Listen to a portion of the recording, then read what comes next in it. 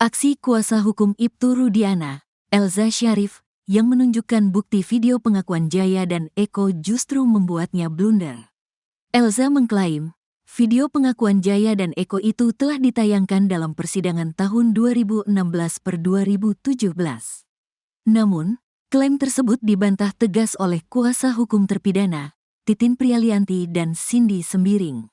Mereka lantas menantang Elza Syarif, jaksa, dan pengadilan untuk adu data terkait video tersebut. Titin mengakui, di bagian akhir putusan hakim memang disebutkan adanya bukti tambahan berupa CD pengakuan Jaya. Namun CD itu tidak pernah dihadirkan dan diputar dalam persidangan. Pengacara Ibtu Rudiana, Elza Syarif membocorkan keberadaan handphone milik Vina. Handphone Vina menjadi kunci atas kebenaran kasus Cirebon 2016.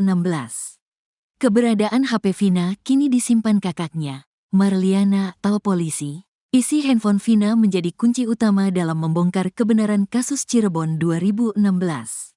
Data hasil ekstraksi handphone tersebut menguatkan alibi pihak terpidana bahwa motif kasus Vina Cirebon adalah kecelakaan, bukan pembunuhan. Pasalnya dalam handphone tersebut terdapat percakapan antara Vina dengan temannya Widya Sari. Percakapan terjadi pada pukul 22.14 waktu Indonesia Barat, Sabtu tanggal 27 Agustus tahun 2016.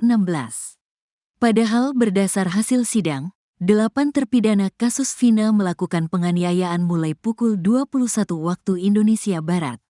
Elza Syarif, pengacara Ibtu Rudiana, mengatakan handphone Vina ditemukan dalam saku celana Eki. Waktu ditemukan Suroto dan polisi, handphone ini ada di kantong Eki yang celananya skinny itu, kata Elza Syarif saat diwawancara Christian Greek. Kata Elza, handphone masih dalam keadaan utuh, tidak pecah, katanya. Ia berpendapat jika memang Eki dan Vina mengalami kecelakaan, seharusnya handphone itu sudah rusak. Kalau kecelakaan abis dong handphonenya, rusak, kata Elza Syarif. Setelah ditemukan menurut Elza Syarif, handphone sudah diserahkan pada kakak Vina, Marliana. Terus diserahkan dan dipakai sama Marliana, kakak Vina, kata Elza Syarif. Padahal sebelumnya, Marliana mengaku belum mengambil handphone Vina. Menurutnya, setelah sidang selesai tahun 2017, ia memang sudah disuruh mengambil handphone Vina. Waktu itu dikasih tahu kita harus ambil di Bandung.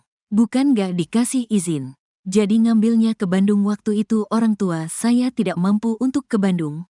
Tidak mengetahui area Bandung seperti apa.